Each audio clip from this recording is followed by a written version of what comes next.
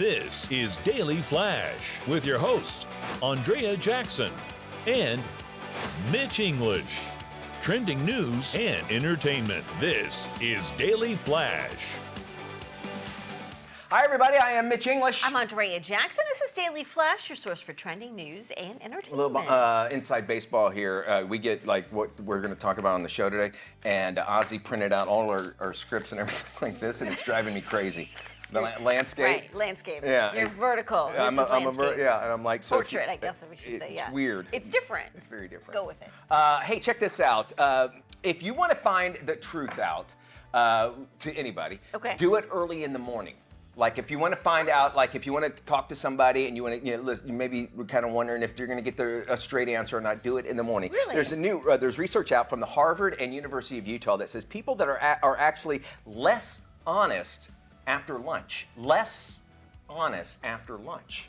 Believe it or not, I need to tell you. Less honest. We were doing that this morning. Less honest. They say lunch. because your self-restraint is actually stronger in the morning hours because your energy is a little bit higher. You had some sleep and everything. Oh, and so sure. when you get a little bit older, later in the day, you're just like, I'm going to just protect myself and I'll lie or whatever and that sort of thing. And your battery starts to draze down and you're less ethical in the afternoon. So Less ethical in the afternoon. what they're saying, Harvard and University of Utah. So I don't know, try that or whatever. Now we know our New York friends, when they call the California friends, maybe they're more honest when it's usually the other way around. When New York people will tell you exactly what you need to hear. Could that explain afternoon delight?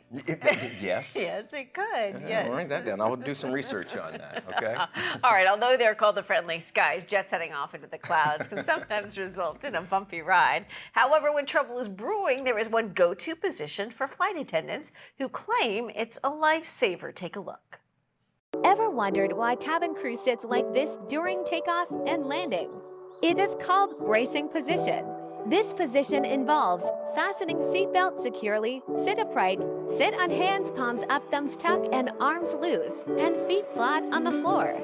The aim is to keep the body in a rigid pose so that if there was any impact from an unplanned emergency, the body is damaged less. Well, online critics were stunned by the shocking revelation. Many empathize with the dangers of a job that involves constantly preparing for a crash. I mean, you do kind of take flight attendants, I think, for granted because you don't realize how involved they are and what they could mean in the moment of emergencies. And how many people, if you think about it, think of a full flight, and how many people they're kind of, if you broke up, there's usually, 4 or 5 flight attendants and everything, and how many people they're actually kind of responsible for if you look at it that way, and how we don't really pay attention to them. I think they get a lot of times, because we've seen so many stories of people that are traveling, and you just lose all sense of decorum, and they have to deal with that. And all they're like, look, I'm really here just to make sure that if anything ever happens, you guys can get off this plane and go. I'm going to give you some drinks and some crackers as well. But it's a job. It's a glamorous job. It used to be much more glamorous than what we see today, but still, they're there for our safety. Have you ever been to the TWA terminal? I've heard about it, and you were telling me that, and I was so jealous about it. You got to go check it out. You gotta go at JFK. It's the old 1960s TWA terminal, and it is the coolest thing. If you've got a long layover, you can walk over and check it out. And if you stay at the TW Hotel on site at the airport, you can also tour it. But if you saw that movie, Catch Me If You Can, there's a scene of them walking down that aisle. That red carpet, that's exactly where it was shot. But it's beautiful. And that's how they, back in the day, that's how they treated. They were like, pilots would sign autographs and everything. It was something really, really cool, and people would dress up.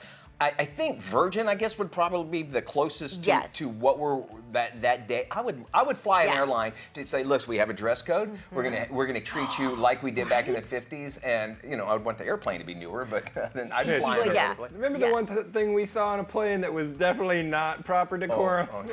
We can't talk about it, but it was on the way to Vegas. It was like the raunchiest stuff ever, and it was like, okay, well, this is happening.